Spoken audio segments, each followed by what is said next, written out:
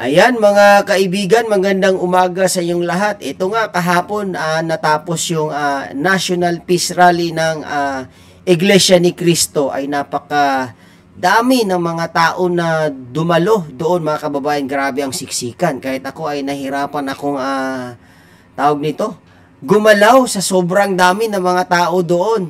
Kaya pakinggan natin itong talumpati ni Congressman Marcoleta. Binanatan niya ito mga tuwadcom na ito. Kasi wala itong magagawa kundi ito yung mga palagi na lang bumabanat kay VP Sara.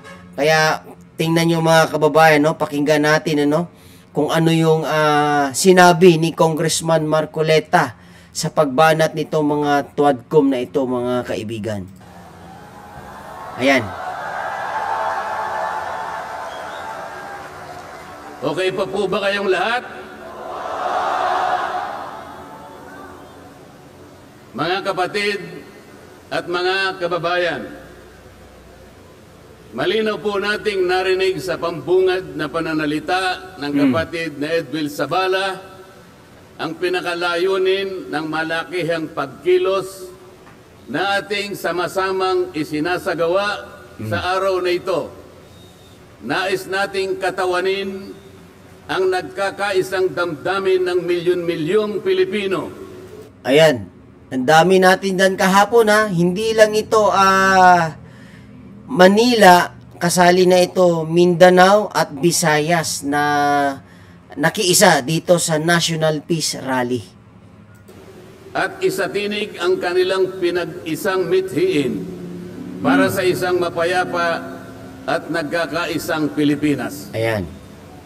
Kaugnay nito, binanggit din po ang ating kagustuhan na ipaalam sa mga opisyales ng ating pamahalaan ang ninanais at pinapangarap na maayos at epektibong paglilingkod at paglutas sa lumalalang kahirapan na pinalubhapan ng katiwalian at korupsyon, kalamidad, kriminalidad, bangayang pampolitika at iba pa.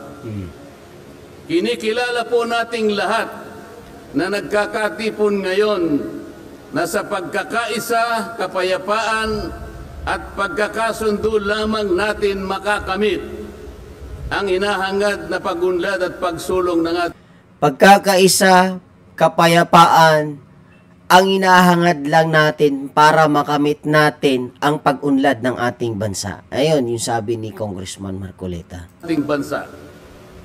Sa bahagi po naman ng kapatid na Romel Topacio, tinindigan ang pagtitipong ito ng Iglesia ni Cristo ay konkretong kahayagan ng suporta sa naunang pahayag ng Pangulong Bongbong Marcos na hindi sasang-ayon sa isinusulong na impeachment laban kay Vice President Sara Duterte. Ito yung una sinabi ni President Bongbong Marcos na hindi siya sang-ayon sa impeachment ni Vice President Sara Duterte.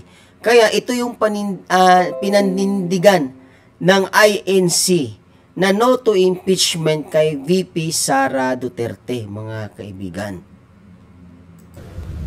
Kinatigan din po ng Iglesia ni Cristo ang posisyon ng Pangulo na ang impeachment ay hindi makapagdudulot ng kabutihan. Ayan, oo. Sa buhay ng kahit isang Pilipino. Tama. Hindi lamang ito pag-aksaya sa oras ng pamahalaan, kundi makakahadlang din sa pagre-resolba sa marami at pangunahing problema ng bansa. Mataas na presyo ng bilihin, mababang kalidad ng edukasyon, infrastruktura, serbisyong pangmedikal, kriminalidad, seguridad at iba pa. Higit sa lahat, ang pagsusulong ng impeachment ay mauuwi lamang sa pagtatalo-talo at papagkakampi-kampi, hindi lamang ng mga mamamayan, kundi pati na rin ng mga opisyalis ng gobyerno. Tama. Ipinaalala rin na kapag nagtatalo-talo ang mga nasa pamahalaan, apektado ang taong bayan. At kapag magulo ang bansa, ang mga tao ang kawawa. Tama. Kaya nga ayaw natin ng magulo ang bansa. no? Itong mga nasa gobyerno, nasa politiko, nasa posisyon, ito yung mga nagpapagulo sa atin eh. Kaya sino yung kawawa? Tayo mga kababayan ang kawawa dito. Kaya ayaw natin ng kaguluhan. Kaya nga ito yung ginawang rally na ginawa kahapon ay National Peace Rally kasi gusto natin kapayapaan. Yun ang gusto natin, di ba? Lagyan po natin ng konteksto ang dalawang pagpapahayag na nauna upang lalong mabigyan ng diin ang kahalagahan ng pagkakaisa, pagkakasundo at kapayapaan sa ikalulutas ng panganib na dulot ng kahirapan dahil sa lumulubhang katiwalian, korupsyon, kalamidad at lalo lamang napabibigat ang buhay at pamumuhay ng ating mamamayan.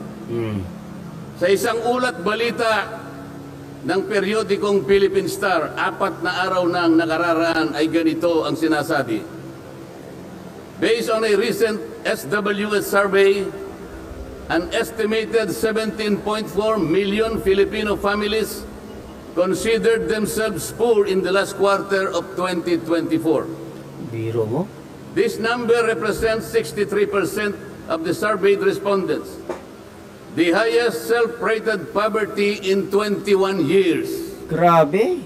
Across the country, Mindanao had the highest self-rated poverty at 76%, Taas followed by Visayas at 74% and Luzon at 55%. Mga kababayan, sa tayang 5 ang miyembro ng bawat pamilyang Pilipino, nangangahulugan na aabot sa 87 milyong Pilipino sa ngayon ang nagsasabing sila ay mahirap. Grabe, ang dami. Katumbas ito ng 75% ng ating populasyon ngayon na tinatayang 116 million o mahigit pa. Grabe. Gusto ko pong banggitin sa inyo at kailangan malaman ninyo na sa taong ito ang ating national budget ay nagkakahalaga ng 6.3 trillion pesos. Ito po ang ating national spending. Ang ibig... Grabe, no? 6.3 trillion pesos yung national budget natin ngayong 2025, mga kababayan. Napakalaki, pero tingnan nyo kung saan napupunta yung budget natin, mga kababayan. Kaya ito nga yung problema natin. Ito yung tinatanong natin sa ating gobyerno. Kung paano nila nilagay sa tamang budget itong 6.3 trillion pesos, mga kababayan. Ibig sabihin, ito pong halagang ito ang gagamitin dapat ng pamahalaan upang tugunin ang lahat ng pangangailangan, pangkabuhayan, panglipunan, pangkalusugan, pangedukasyon, pangseguridad, lahat ng kakailanganin alang-alang sa kapakanan ng bawat isang Pilipino. 6.3 trillion pesos. Yun o. Ngunit, ang tinatayang magiging income lang ng ating bansa ay kulang pa sa 5 trilyong piso. Grabe. Ang ibig pong sabihin, meron tayong deficit. Meron tayong kakulangan na 1.5 trillion pesos. Ito po ang ating ipangungutang sa taong ito. 1.5 trillion pesos. Ibig sabihin po, bawat araw tayo'y gagasta ng 17.6 billion pesos. Yun po yung ating gasta. Araw-araw. Araw-araw. Laki. Ngunit ang ating kinikita ng bansa ay 13.4 billion pesos lamang. Sa makatwid, 10.4. ang uutangin natin araw-araw ay 4.2 billion pesos. Katumbas ng 175 million pesos bawat oras. Grabe. Bawat oras, 175 million pesos ang gagastuhin natin bawat oras. Ito, mga kababayan, no? Napakalaki nito, ano? Napakabigat po na hinaharap na hamon at problema ng ating bansa. Hindi po biro-biro ito. Ito po'y pananagutan po ng ating mga opisyales. Hindi po pwedeng talikuran ito. Ganito na po kalala ang problemang pang-ekonomiya ng ating bansa. Ngunit, hindi po yata ganito ang naging direksyon, sapagkat sa halip na po unahin ang mga binanggit nating malalaking problema na kinakaharap ng ating bansa, ang inuna po ay mga bagay na mauuwi lamang sa pagkakampi-kampi at pagkakabahagi ng ating bansa. Oo, tama. Bakit po? Nagtatagpo ng Quadcom. Ang buong akala ko po sa pagtatatag ng Quadcom, ito po ay 4 na komite sa House of Representatives. Kinonsolidate, ginawang isang makapangyarihang komite na ang buong akala ko, ito ang gagamitin para tutukan ang namumuong problemang lumulubha pa na hinaharap ng ating bansa. Napakataas po ng bilihin, lalo na po yung pagkain ngayon. Nagtanong-tanong po ako, ang isang pirasong kamatis last week is 20 pesos. Tama po ba yun? Tama yun mga kababayan. Biro nyo ha, ako mismo naka-experience nito. Kasi nagkalye survey ako, doon sa public market. Mga ilang lugar na po na napuntahan natin. Tinanong ko po kung magkano po ang presyo ng kamatis. Depende pala yan sa laki mga kababayan, at depende sa kanyang bigat. So, kung malaki yung kamatis mga kababayan, umaabot ng 30 pesos ang isang kamatis. At saka mga kababayan, kung maliit lang, nasa 15. So, depende sa laki at bigat nitong kamatis mga kababayan. Ganyan na po ang presyo ng gulay. Para ka nang bumili ng isang burger na masarap, sa isang perasong kamatis lang. Ganyan na po, Grabe. Ngayon po, may nagsabi sa akin 30 pesos isang kamatis. Oo, tama yan. 30 pesos, isang kamatis lang. Ang isang kilong kamatis, 400 pesos. Tama po ba yun? Hindi na tama yan. Ang isang piraso ng siling pangsigang ay 10 piso. Yun po yung sinabi sa akin. Tama po yun? 600 pesos per kilo. Yun pong bell pepper. Dalawang kulay po yata yung bell pepper. Isang berde, isang pula. 45 pesos ang isang piraso. Grabe, ang mahal. Masarap pa yung Angel's Burger Kasi 45 pesos to 50 pesos, para ka nang bumili ng isang buy one take one na burger nito. Isang bell pepper lang. 1,000 pesos ang isang kilo. Bakit hindi po ito yung unang harapin natin? Napakalala po ng presyo ng kuryente sa ating bansa. Oo. Ang taas na talaga. Lala na.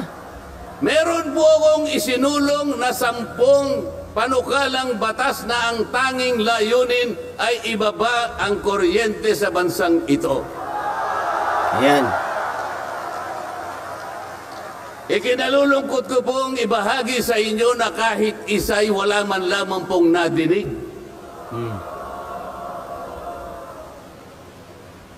Ano po yung dininig? Pinatawag ang dating Pangulong Duterte, pinatawag ng Quadcom. At ang ginamit na pamamaraan ay yung isinasaad sa saligang batas. Inquiry in aid of legislation. Natupad po ba yung inquiry in aid of legislation? Hindi natupad yun, hindi Paano po in aid of legislation kung ang tatawagan nilang resource persons para humarap sa paglilitis na yon ay puro kalaban ng dating Pangulo? Di ba?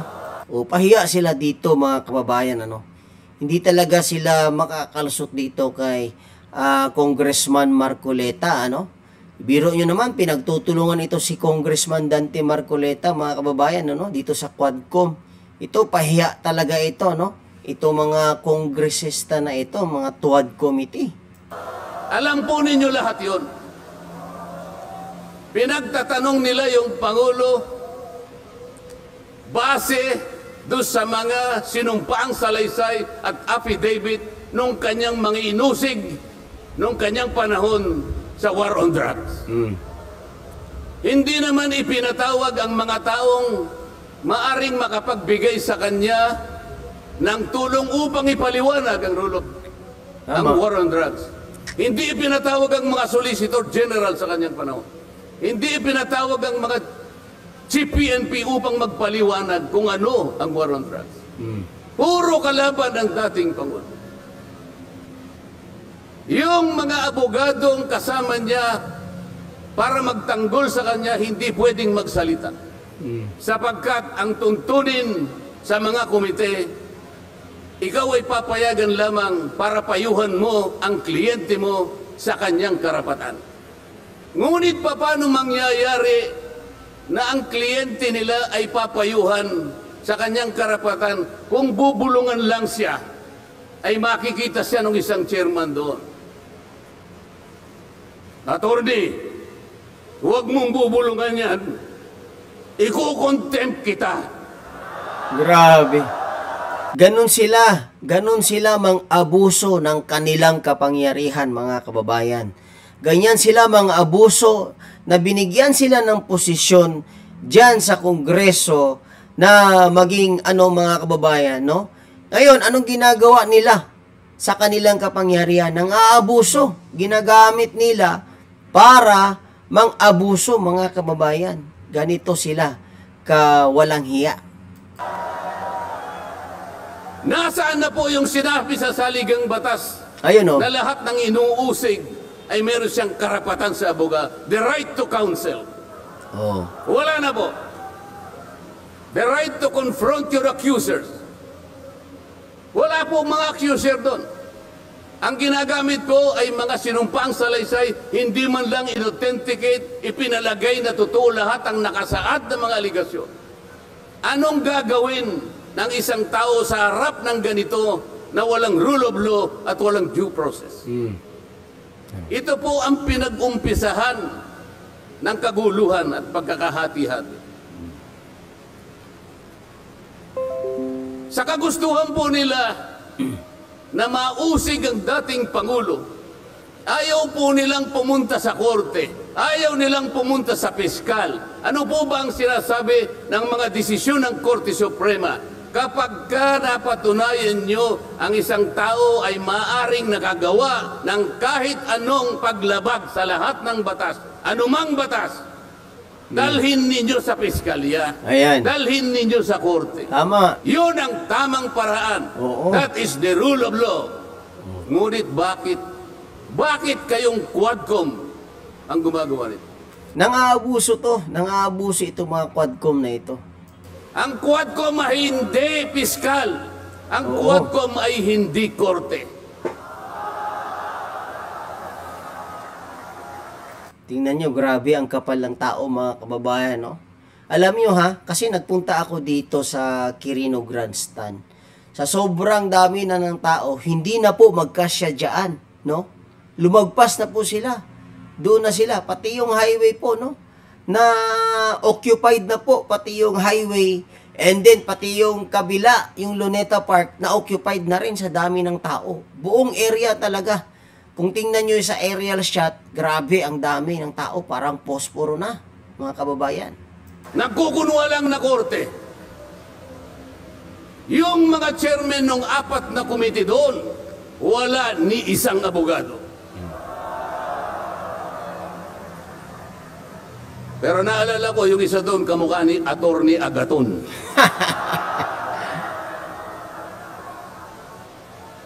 So sa halip na ang unahin ay yung kapakanan ng mamamayan, sa harap at liwanag ng napakaraming nakabantang panganib sa atin, sa ekonomiya, panglipunan, pangsiguridad, korupsyon, katiwalian. Bakit ang inuuna ay usigin ang isang tao na hindi naman ipadadaan sa tamang proseso ng batas. Kasi may personal interest itong mga taong to. Pangalawa, tinawag po nila ang pangalawang Pangulo sa dalawang pagkakataon. Una po, nung magpipresent siya ng budget, ang pinipresent po niyang budget ay budget for 2025.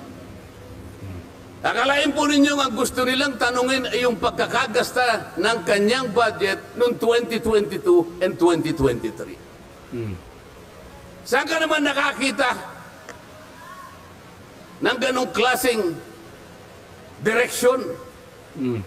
2025 ang dapat pag-usapan, ang kanilang pilit na itinatanong ay paggamit o paggasta niya noong 2022 at 2023. Ang sabi po ng Vice President, siguro na inis na rin, I forgo my opportunity to defend this 2025 budget and I leave it to the discretion of the House of Representatives as presented. Oh, ayaw pa nilang tanggapin. Nang ibig sabihin, ayoko nang idepensa sa inyo. Bahala na kayo.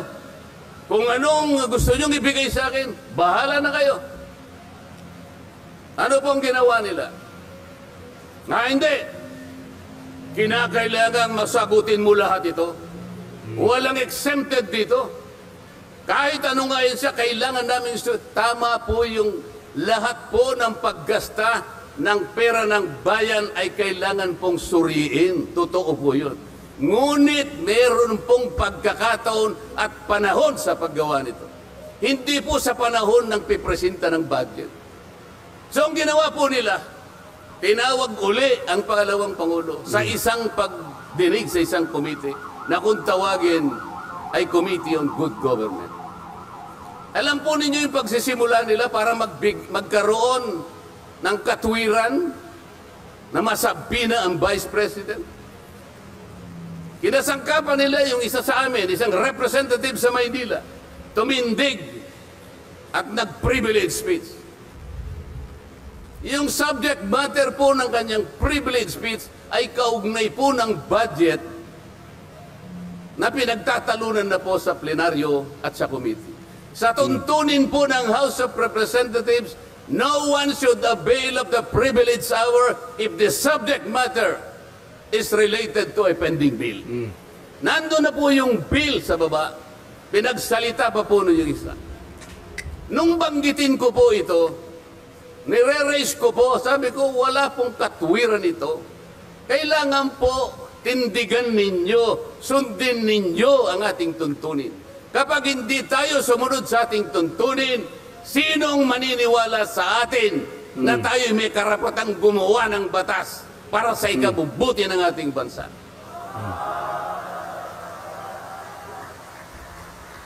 Ang sabi po ng chairman, noted. Noted. Saan ka naman nakakita ng ganun? Parang wala Ang lang. House of Representatives ay lugar ng pagdidebate. Doon masusuri kung sino ang may katwiran. Oo, tama. Kung hindi magsasalita ang chairman. At pagkatapos po, sinabi ko pa, bakit baka ako dahil lamang sa isang manifestation ng isa sa amin, ginawa na naman ninyong isang motu proprio action. Yung motu proprio po ay, ibig sabihin, ang komite sa kanyang sarili ay pwedeng mag-imbestiga sa sarili niya. Pero ginamit nila yung manifestation ng isa sa amin. Mali na naman po yun. Hindi po dapat ganun. Nung i-raise ko po yun, ayaw na naman po nilang pumayag. Samantalang ako po, I delivered a full privilege speech. DepEd din ang pinag-uusapan nun. At ang ni-raise ko po ay yung katiwalian involving more than 3 billion pesos covering 3 annual audits of the Commission on Audit. Kahit na full privilege speech, hindi man lang po ni-refer sa committee. Samantalang yung illegal po na privilege speech, dali-daling ibinigay kagad sa Committee on Good Government. Kahit na illegal, kahit alam nilang mali. Grabe, no? Ganito sila, harap-harapan, garapalan. Alam na nila illegal, alam nila mali. Yun, no? Pinasa pa, yun pang unang pinansin. Napakawalang hiya talaga. Ito po yung problema. So sabi ko, Mr. Chair, bakit tayo po ang sumusuri? Bakit tayo po ang nag-audit ng confidential funds ng Vice President? Bakit tayo po? Hindi po ba ang minanduhan ng ating saligang batas na tanging may otoridad at kapangyarihang mag-audit at mag-examine ng lahat ng report at papeles ng pagkakagasta ng ating bansa ay ang Commission on Audit? Tama. Ni-raise ko na naman po yun. Ayaw pong sumagot ng chairman. Ang pinasasagot po sa akin ay yung hindi abogado. Sabi ko, Mr. Chair, nilapitan ko po sila. Mr. Chair, huwag naman pong ganito. Ilagay naman po natin sa konteksto at sa regulasyon ng ating ginagawa. Tinatanong ko po ay isang constitutional issue. Bakit ang pasasagutin mo sa akin ay hindi man lang abogado? Huwag mo naman akong insultuhin. Tama. Ganyan. Kaya, boom, panis. Doon sa puntong yun, alam po ninyo, pati yung kinakain kong hopya, pinagtripan nila. Grabe, pati hopya, pinagtripan itong mga kulukoy na to.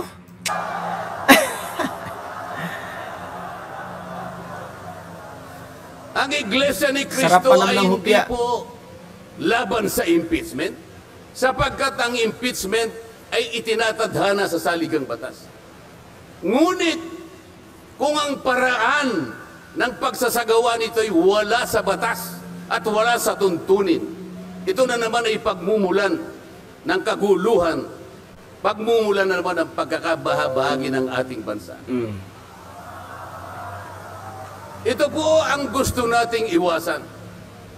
Ito po ang gusto nating iwasan. Iniimbestiga nila po yung confidential funds. Ang tanong ko po, Mr. Chairman, mahigit pong 400 opisina at ahensya ng ating pamahalaan ang tumatanggap ng confidential funds. Tama. At sila din ay natatawagan ng pansin ng Commission on Audit. Bakit naman isang opisina lang ang pinipilit niyong usisain? Hindi ba masyadong halata namang pamumuliti ka yan? Halatang halata talaga na namumuliti ka itong mga kulukoy na to. Ito po yung gusto nating liwanagin. Hindi po tayo laban sa pag-iimbestiga ng katiwalian. Ilagay po natin sa ayos. Sana man lang kumuha sila ng ilang pang mga bahagi ng opisina na kagaya din ng paggagamit ng confidential funds, sapagkat ang layunin po raw ay makagawa ng batas. Kung talagang gusto ninyong gumawa ng batas, kasi po in aid of legislation, palagi po ito ang nagagamit, inquiry in aid of legislation. Nasa saligang batas po naman talaga ito eh. Kaya lang, meron pong limitasyon ang inquiry in aid of legislation. Ano po yung unang limitasyon? Kailangan po meron ka ng nakabalangkas na batas, panukala. Hindi mo lang makumple-kumpleto sapagkat nag-aatubili ka, baka merong impact ito sa ibang sektor. Kaya tatawag ka ng mga tao na makatutulong sa'yo para sa ganun makumpleto mo ang iniisip mong panukalang batas. Pagka ganun, alam niya kung sinong tatawagin niya. At alam niya rin kung anong itatanong niya. Hindi po ganun ang nangyayari ngayon eh. Dahil nga wala na pong rule of law, basta na lang sila tatawag ng kahit sino sapagkat hindi naman po talaga ang layunin ay gumawa ng batas. Kung hindi usigin ang taong gusto nilang usigin. Tama. Halata Ito naman. po ang nangyayari ngayon. Kaya nga po, Dahil sa kagustuhan nila na talagang usigin ng ICC ang Pangulong Duterte. Alam po ninyo? Yun lang ang tanging layunin. Sa 13 pagdinig ng Quadcom, 13, Kami na, ha? nakapaggawa lang sila ng isang batas na kahit siguro po high school graduate pagtatawanan niya yung kanilang panukalang batas. Bakit po? Yung definition na definition lamang po ng extrajudicial killing ay talaga pong matatawa ka na. Tayo ko na pong babain yun. Ibig sabihin, ang layunin talaga ay hindi in aid of legislation, kung hindi in aid of prosecution, in aid of persecution. Tama. Biro nyo sa 13 hearing, isang batas lang ang nagawa. Nakakahiya.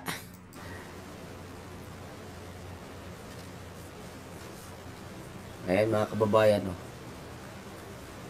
Kanina po, mga kababayan, napanood po ninyo ang video na kung saan ay nagpahayag ng di pagsang-ayon si Pangulong Marcos sa namumuong impeachment laban sa pangalawang Pangulo. Ulitin ko lamang po yun. Sabi niya, tumutukoy po dun sa pagsasagawa ng impeachment. This is not important. This does not make any difference to even one single Filipino life. So why waste on this? What will happen if somebody files an impeachment? It will tie down the House. It will tie down the Senate. It will just take up all our time, and for what? For nothing, for nothing.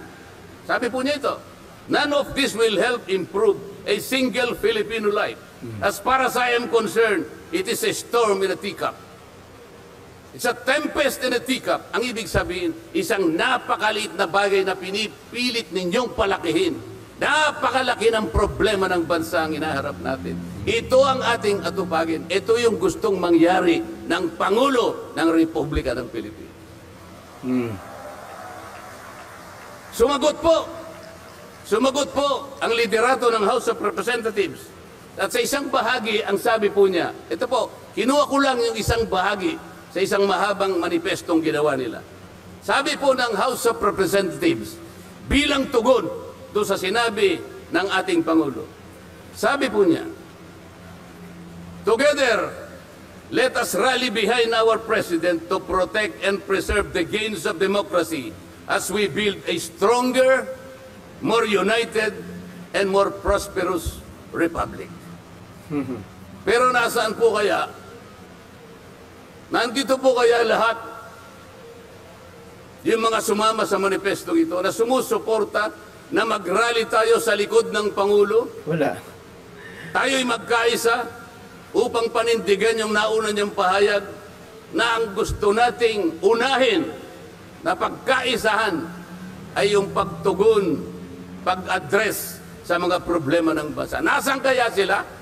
Nandun kaya sila sa likod ng Pangulo o tayo lang lahat? Sa Makati, tayo pong lahat ngayon na sama-samang nagkakatipon ngayon na hindi ko mapilan kung ilang, baka meron 1 milyon po yata. Tayo pala ngayon ang nagkakatipon sa diwa ng tunay na kapayapaan at pagkakaisa na nagrarally ngayon. Sapagkat tayo lamang ang nasa likod ng Pangulo sa kagustuhan niya na harapin natin ang mga hamon at nagbabantang problema ng ating bansa. Sapagkat, sabi niya, totoo naman, ang impeachment ay hindi makapagbibigay kahit anong butil ng kabutihan sa buhay ng isang Pilipino. Bago po ako magtapos, ay nais ko pong sipiin dito ang butil ng kaalaman na inalaw sa isang 1957 Nobel na ang pamagat ay Atlas Shrugged ni Alice O'Connor, nakilala sa taguring Ayn Rand. Ang sabi po niya, sa English muna po, pasensya na po kayo. When you see that in order to produce, you need to obtain permission from men who produce nothing. When you see that money is flowing from those who deal not in goods but in favors, when you see that men get richer by grab and pull, not by work. And your laws don't protect you against them, but protect them against you. When you see corruption being rewarded and honesty becoming a self-sacrifice, you may know that your society is doomed. Kapag nakikita po ninyo na para tayo ay mag-produce, ay hingi pa tayo ng permiso sa mga taong hindi naman nakakapag-produce, at nakikita po nyo